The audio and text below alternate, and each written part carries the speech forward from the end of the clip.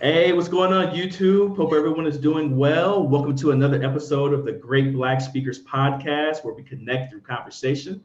I am your host, Lawrence Watkins. I am the founder and CEO of Great Black Speakers. I'm also the president and chief operating officer of the Black Business School. So today we're connecting you with my great friend, Angelina Darrisaw, who is the C-suite coach. So she's going to tell you all about what she does, but she basically helps people in their careers to live or to be happier in them and to also progress as well. But she's going to explain it much better than I can never do so. But today we're going to be talking about how you can make more money on your job in very little time. And with that, Angelina, how are you doing today? Good. It's so good to be here chatting with you, knowing that you're all the way in Colombia. So, very excited to be here. Yeah, so way down here in South America, New York City connection going on right now. So, for the people who don't know, like you're pretty amazing. Like, followed your career for quite a while, seeing all the things, the wonderful things that you've been up to. So, can you tell the audience, what it is that you currently do and how you've gotten to this point in your career? Yeah. So, I run a coaching business. It's an organizational coaching business called C Suite Coach. And we really focus on helping to scale diverse entrepreneurs' businesses on one end of the business. And on the other side, working with diverse working professionals to help them get promoted and level up in their careers. So, really, the goal when we think about C Suite Coach, we think about coaching to develop C suite leaders. And there's two ways we look at that. One, from the lens of small business, how do we prepare more diverse entrepreneurs to grow and scale themselves? And from the lens of in the workforce, how do we develop the skills within working professionals to help them level up to the C suite? Our overall mission is to create leadership that's actually reflective of the workforce. Got you. So before we get into your story, can you tell the audience why that's even important? So why is it important for, us to have more diverse representation, either in corporate America or having, very successful, sustainable, larger, Black-owned businesses? Yeah, so definitely when we look at the stats right now, we are in a space where if we look at just women, for instance, women make up over 50% of the workforce, but they're about 19% of executive leadership.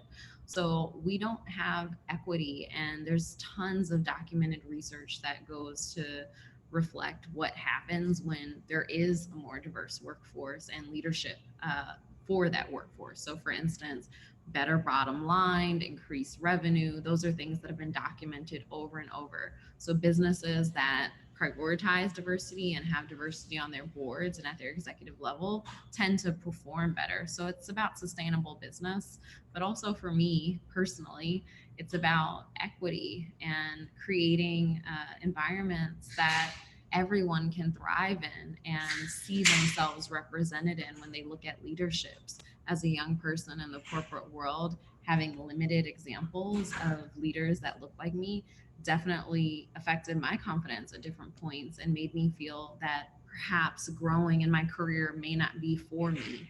So we really want to alleviate that problem and create a workforce where everyone feels primed to grow and to be the leader that they should be. Got you. And I want to get into that, way more here later in the interview. But before we even do that, let's talk about how you even got to, own and start the C-suite coach, right? So what was your path to like making this your full-time career? So I started when I was working full time. If there's anyone out there that is working a full time job and has an idea or a passion on the side, I just want to encourage you. You definitely can do both, and in many ways, your current employer can probably support your growth. But essentially, what was happening was a couple of different things. I was getting promoted in my career, and I found that at every level that I was growing, there were less women, there were less people of color, and I was the anomaly in the room. And I had come from a pretty humble background, and being promoted at work really changed opportunities for both myself personally as well as my family.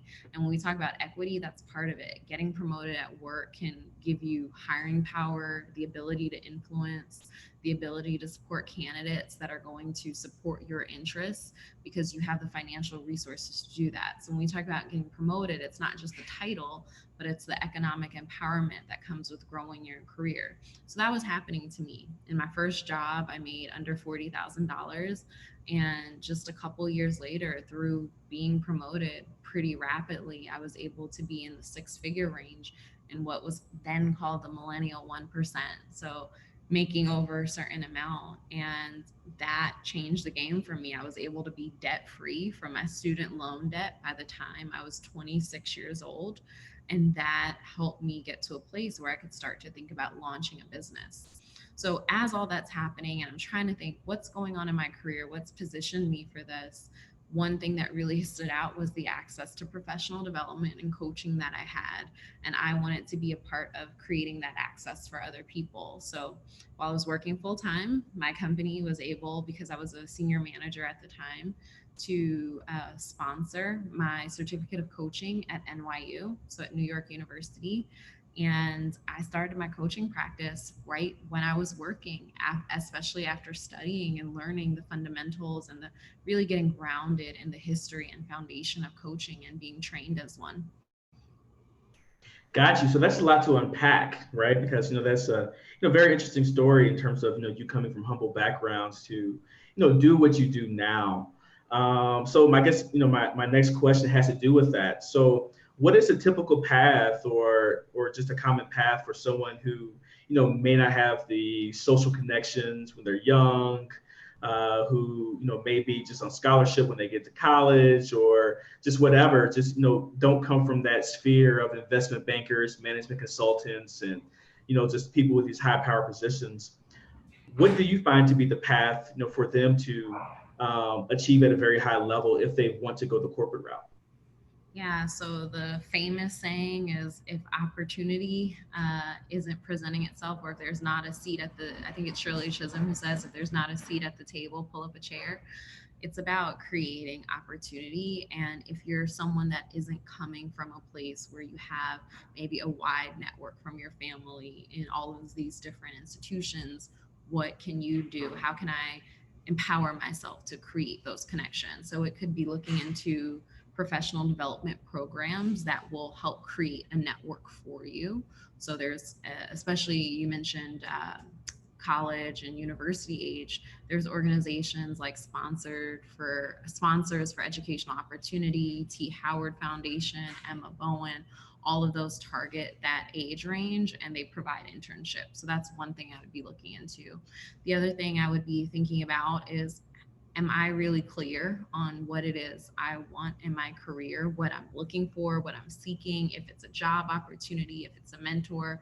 So, one, get some clarity on what it is you want, and then start to make it part of your networking pitch. When you meet people, don't be afraid to say, "Hi, my name is Angelina and I do X, and what I'm looking for is why. Can you connect me to that opportunity?" Because that's part of how you create opportunities for yourself, by really being bold and asking. Those that don't ask aren't fed. Closed mouths don't get fed. We have to put what we want out there. So that's interesting because I remember hearing a speech when I was living in Chicago by Marty Nesbitt.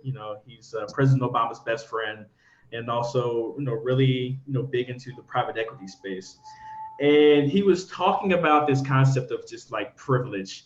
And one thing that he's learned as he's gotten into these higher and higher levels of rooms is that people who come from a certain privilege, usually white males, right?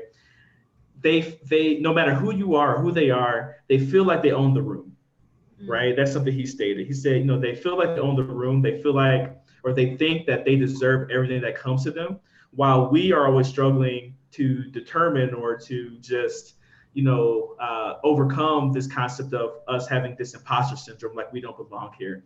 Like everyone is smarter than us. Everyone is just more successful than us.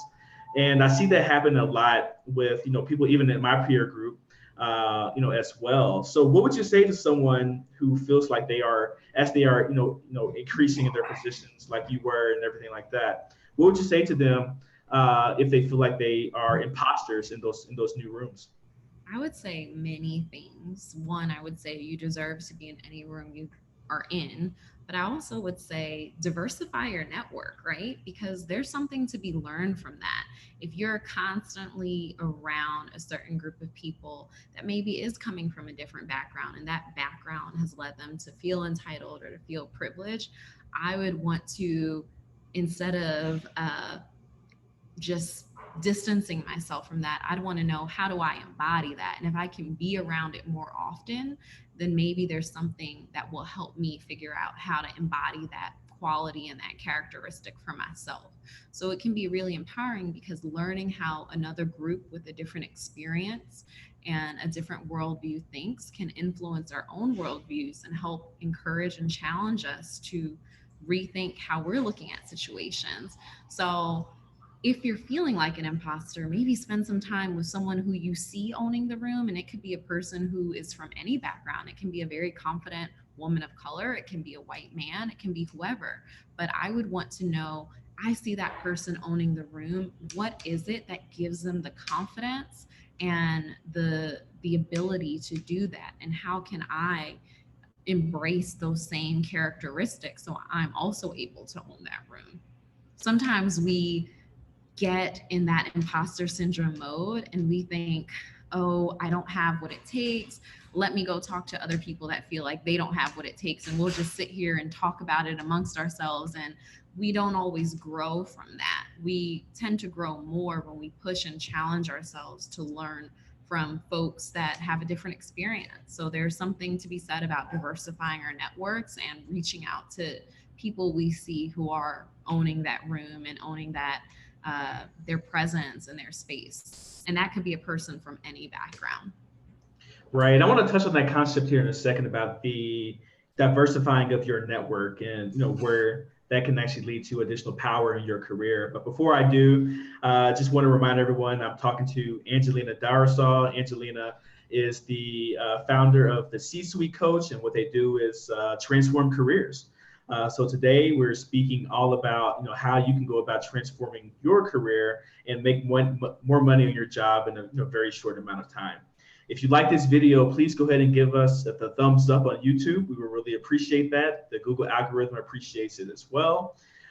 In addition to that, make sure that you share this video with friends, family who would benefit from this conversation, and make sure that you subscribe to our channel if you would like to receive more interviews as we're doing today with Angelina as well. So, Angelina, you brought up a very interesting point about like networks and the diversification of your network. I wanted to start, or I just want to touch on that. Can you talk about how that leads to additional opportunity versus, keeping a close network of just your close friends and family members? Well, there are so many different things I could say about that. And one would be the people that we're closest with and who may see us in a certain light from their context of how they know us can sometimes unintentionally limit their ability to see our potential because they're used to seeing us in a certain light. So, if for instance, at home, my family may see me as a meek individual because I have a more aggressive or more assertive older sibling, and they're used to seeing me play in the background, they may think I can't take on a certain challenge or I can't take on a certain responsibility. And it may not be that they don't believe in me, but they're used to seeing me in that light. So they have their own evidence that proves in their minds I'm only capable of X. So when we expose ourselves to new people and we expand our networks, what we're doing is allowing other people who are new to us and maybe have a different context of experience with us to have a new understanding about our potential. So there's a growth opportunity that comes with expanding your network and bringing new people into it that may not have seen you in the context of how you used to be. And maybe there's been a growth that's happened. Maybe you've had coaching, maybe you've gone through an educational program or some upskilling of your in trainings. Whatever the case might be, there might be changes in you that new members of your network are able to recognize that sometimes can be more of a challenge for members of your past network. So it's not necessarily take one away, but we should always be thinking about adding, right? Because there's advantages that come with the networks that we have that are our legacy networks, our friends or family from a long time. They can see certain awarenesses, they have certain lenses that are helpful, but we should also think about growing and adding to that constantly. Yeah, no, I think that's interesting. And it was interesting you use that example because that's something that I experienced firsthand, with my, older brother, where, he likes to talk, right? Boys, he's quiet sometimes, but when he gets around people, he just really likes to talk a whole lot. And it's cool, because that means I don't have to talk as much. But then I think sometimes my family just thinks that I never really say a word. But it's because I guess my actions transform, when I'm in family settings versus when I'm in some other type of business setting, where I'm usually more silently dominant in terms of a conversation a lot of times, right? And if I never expanded my network beyond just my close family, I wouldn't know what I was even capable of because all I would have even known was that one particular dynamic that I had with my family, and not necessarily know all the different things that I could accomplish as well.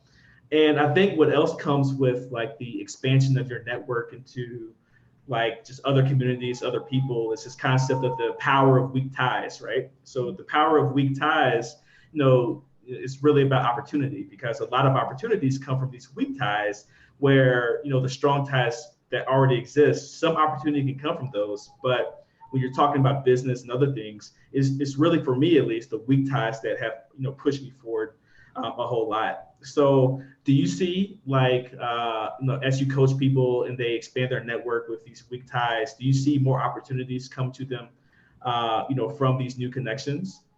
Often it is. And usually what happens is when inevitably everyone out there networking, whether they're intentional about going to solve a need, they have needs, right? So if I'm meeting someone new and I recognize that they may be able to offer a solution to a need I have, maybe I'm trying to help a friend fill a job position, maybe I'm looking for a contractor for a certain opportunity, and I meet someone new who seems trustworthy and can fulfill that need, I'm looking to have my need met. I don't necessarily need the long term relationship to fulfill that. And I see that happen all the time, and can even say some of the largest contracts I've gotten have come not from long term, deep rooted friendships, but more from networking events and a follow up and someone saying, it looks like you can provide a solution to my need. I had a need, I met you, you came at the right time. So just that immediacy and being able to follow up quickly when you make those connections is really important. Got you. I think that's some excellent advice. And, I just want to switch gears because we've been talking about people who are in, corporate jobs for the most part, right? Let's talk about the work that you do with entrepreneurs, Mm.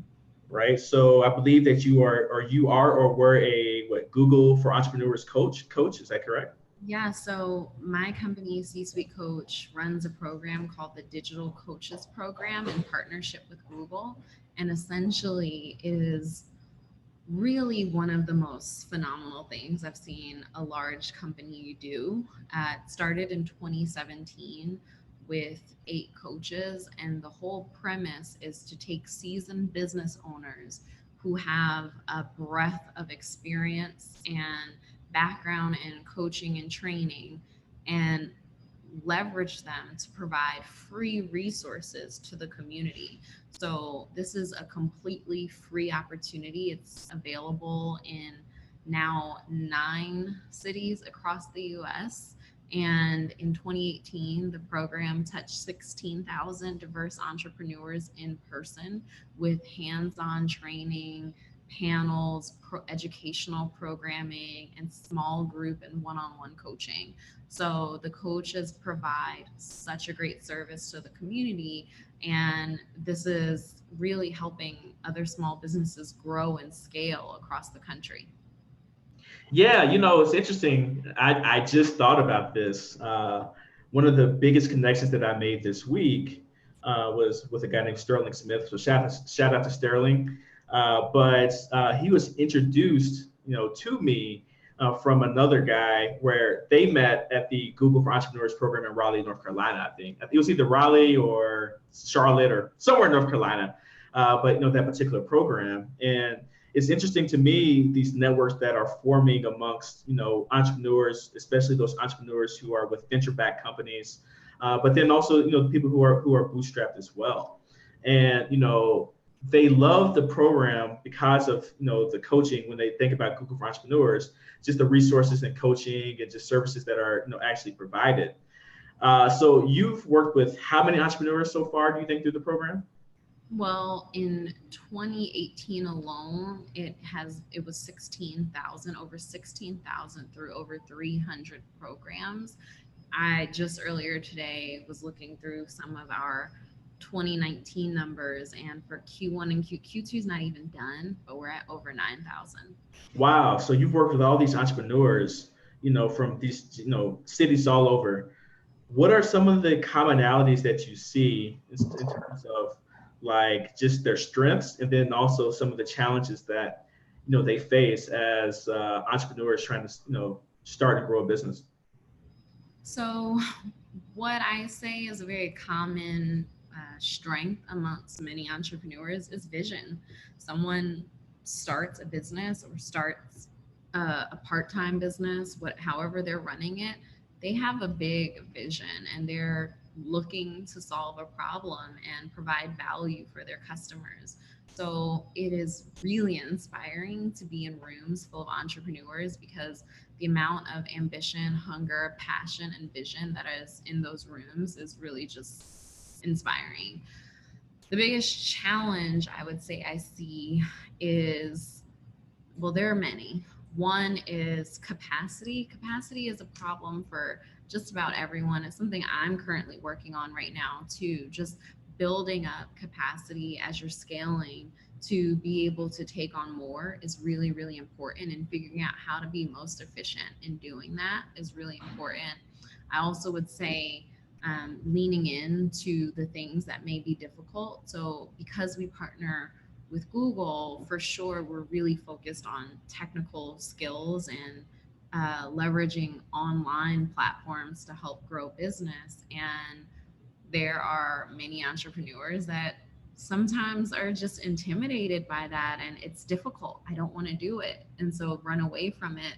But there's a cost from not doing it because the businesses that are winning, scaling, and growing are leveraging online tools to grow their business, right? So there's a missed opportunity when you say something is really difficult and therefore try to eliminate it as a part of your process. So I would encourage when we talk and when we give trainings, all of the coaches really work to encourage entrepreneurs to recognize that when you're feeling like this is hard, I don't want to do it. For some folks, it's around technical skills. For other folks, it's around taxes or business management or some of the legal implications. So we all have our thing that's more challenging for us. You have to also say to yourself, what is the cost of me not doing this? How does that play a long-term impact on my business? And how do I make time for this now so I'm not spending time suffering from the loss or the cost of not doing it later? Amen to that. Yeah, so I can feel that completely, and I think about it on two different types of levels.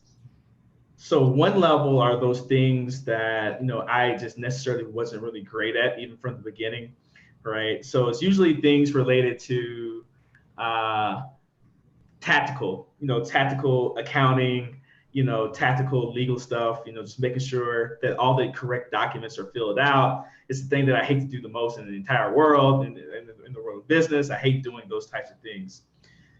then, that's one thing. The other thing that I personally struggle with, and we have as organization as well, is as we continue to scale and try to get new capacity, the skills necessary to do that change as well, right? So what got me from point zero, or 0 to 1 is not the same thing that's getting me to 1 to 2 or 2 to 3, and so on and so forth, right? So it's always learning a new type of skill. Like the biggest skill that as we have scaled up quite significantly as a bootstrap type of company, the biggest skill is hiring and getting team members to work together and expounding and like transference of cultural values and systems and processes, where a lot of times I just even get frustrated, like I'll just do it myself, right? Which is not the best way to do it, because there ultimately come a point where I just won't be able to do everything myself. And actually, I think that's what caused me to burn out with my first company, Great Black Speakers, a few years ago. Was I was trying to do everything myself, and I was like, I don't know what to do. I'm just gonna go take a nap. That's basically what happened. And I took like a 1.5-year nap, right? And I think that's something that a lot of entrepreneurs actually, go through. So you talked about the cost of like not doing certain things and making sure you keep that on the forefront. But sometimes I don't even know if that's even enough, right? Like, how does an entrepreneur even make it more real, or go about changing their habits and working on actually breaking through even more, so that they can really get to that next plateau, get to that next plane? Right.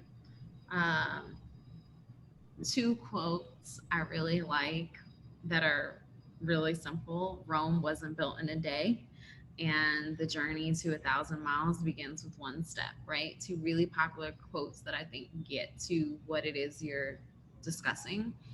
We have to recognize that it's a process and there are steps, and we cannot expect that if I've started something, and maybe it sounds like what you're describing is maybe someone who's used to being a solopreneur is trying to scale up to having 5 employees or having 6, or even much more than that.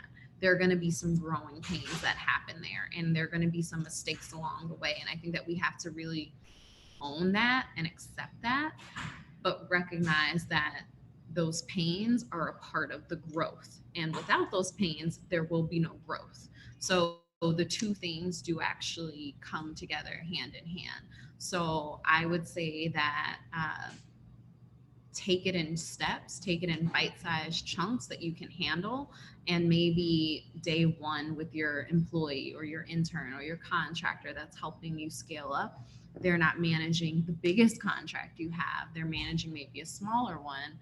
But by day 500 or day 365, you're able to delegate more and more, because those growing pains have hopefully made them stronger at how they're providing value back to your company. Right. And it's funny that you mentioned the quotes and talking about the pain. It reminds me of a book by Ray Dalio. Have you read the book Principles by any chance? Haven't. I'll add it to my list. Yeah, yes. One of my favorite books about decision making. But You always he have the always great recommendations, Lauren. well, I probably read too much when I need to be doing action items. Then we're gonna get to that in a second here. But he talks. No, he is the founder of Bridgewater Capital, which is the most successful hedge fund in the world, right? Or one of the top 3. I don't know. Really rich guy. But he wrote this excellent book about decision making and coming up with like your own principles and rules for decision making. And one of his major, he has 2 rules that really apply to this conversation. One is about this concept of growth, and he calls growth the combination of pain and reflection. So as you go through a certain level of pain and then reflect on that pain and learn something new, that's when you grow as a human being. And then something else that really resonated with me, and I've talked to a lot of people that are on different levels of the career path, from the very successful billionaires and multimillionaires to people who are just really starting out. And even I even think about my daughter, right, who's 9 months old. This concept of like problems. And for the most part, the problems that I have had, or I had when I was, let's say, 10 or 15 years old or 20 years old, or even now, when I'm going through them, they are no more or less of a problem than they were before, right? So it's like the magnitude, even though it might seem so different, Like when I look back at the problems that I was facing when I was 20 years old, I got a B in the class or C in the class. It was still a problem for me then. It caused the same amount of pain as any type of problem that I have as as a 35-year-old guy, who's growing, a rapidly growing business. You know what I mean? And when I look, 15 years from now in the future, when I'm 50, and let's say I have a very successful multi-million, dollar business, the problems that I have then are going to cause me the same amount of pain as the problems that I had when I was 25 and 15 and so on and so forth. So that really stood out to me. That's something that actually, kind of just changed my life in regards to in regards to how I think about just problems and challenges and growth. So I love that you brought up that concept of pain, as a tool for growth. Yeah, so just as a reminder to everybody, we're about to go into our last segment, but I'm here with Angelina Darrisaw. Angelina is the founder of the C-Suite Coach, and what they do is transform careers. So get engaged, get a strategy, get a fresh look at your goals, and get a coach. And she is the person to do all of those different types of things. If you like this interview, I'm sorry, you have something to say? I was going to say, and I'm not the only person. One thing that I want to make sure is really clear is while I am one of the coaches that C Suite Coach has, we have almost 20 coaches now Mm, just for career professionals and folks looking for leadership coaching. With the digital coaches program that we run, we have another set of 10 coaches. So we are fully available to help with a variety of leadership, career, and small business needs and have the resources to help you do that. So don't feel like it just has to be me. I have coaches with PhDs, with decades of work experience, with decades of experience running businesses, and we're really primed and ready to help other professionals and other entrepreneurs really grow. yeah, wonderful. And we're going to get into that right now in the last segment. I want to talk a little more about actionable things that people can do to grow their careers. But before we do, please make sure that you like this video. It will really help out with the Google algorithm so that more and more people can see, what it is that we're talking about today. Also, please go ahead and share this video and make sure if you haven't subscribed to our YouTube channel yet, please go ahead and subscribe to our YouTube channel. We will really appreciate that so that you can get more interviews like the one I'm doing today with Angelina. Let's talk about action. As Marshawn Lynch says, I'm all about the action, boss. Right? One of my favorite quotes of all time. So let's talk about action, both from a corporate career perspective in terms of how someone can grow, from that perspective, and then also from an entrepreneur's perspective, things that they can be doing to make sure they are taking advantage of all the opportunities for growth as well. So let's start with the corporate piece. Like, what are some of the things if someone is, unhappy or just wants a different position or wants a promotion? Like, what are the things that they need to be doing to excel in their current profession? Really work on your self-awareness is one action that you can take, because if you have something that you want and for whatever reason you're not achieving that, then there needs to be a look first before we look externally and examine what are the factors. We also want to look inside and see if there's anything else we could be doing. I believe that's really the best place to start, because once we have identified if we've exhausted all of the things that are within our control, then we're able to make better decisions about if we need to change our environment. Sometimes there are things that are out of our control, but before looking at those elements, we really want to explore what is within our control that we can change. And more often than not, there are things that we can change. It can be our cadence of getting feedback and working on improving on the action items that our managers have asked us for. That could be one thing that we can improve. It could be we have said we were going to help our team hit X goal. Did it just fall off of our plate? Did we not do what we said we were going to do? So we have to really constantly be evaluating, have we done everything needed? Have we taken every action? Are we consistent in how we're showing up before we start to look at, does this environment need to change? So that would be the first thing I would recommend. Got you. So what after that then? Like, That's the internal thing that they can look at from a self-awareness perspective.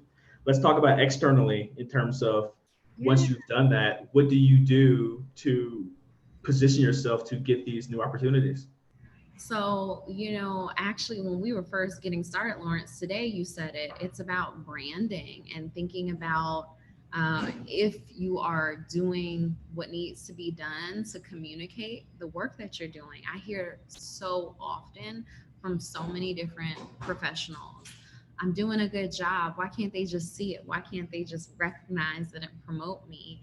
And unfortunately, it doesn't work that way. We do have to broadcast. We have to get very comfortable with self promotion and sharing our accomplishments, because if you think you're busy, guess who else is busy? Your manager, your team, people who are influential in your career. So you have to make sure that the work that you're doing is staying on their radar. So when it is time for them to think about who gets this next opportunity, sometimes that next opportunity could be a promotion, but sometimes it's those things that lead up to a promotion. Who gets invited to this meeting with this target client, who gets invited to these dinners where certain conversations are happening and information is exchanged. To position yourself for those opportunities, you need to be top of mind. And if you do not have a strong personal brand, if you are not comfortable sharing the work that you're doing so everyone on your team and outside of your team knows about it, you're not top of mind for those opportunities, and forget about a promotion. Got you. And you mentioned something a little earlier that I want you to touch on again, a little more in depth, but this concept of asking, right? So, like now that you have that personal brand, you've done some internal reflection about what you're good at and what you're not good at, and know how to push those attributes forward to get these new opportunities. How do you go about asking for what you want? Yes. So I will tell you the first piece of career advice I got when I was an intern. I was running around my company doing lots of what's called informational interviews, really trying to gain information about different career paths and how to grow within a company by having uh, fireside chats, coffee chats with people all throughout my company.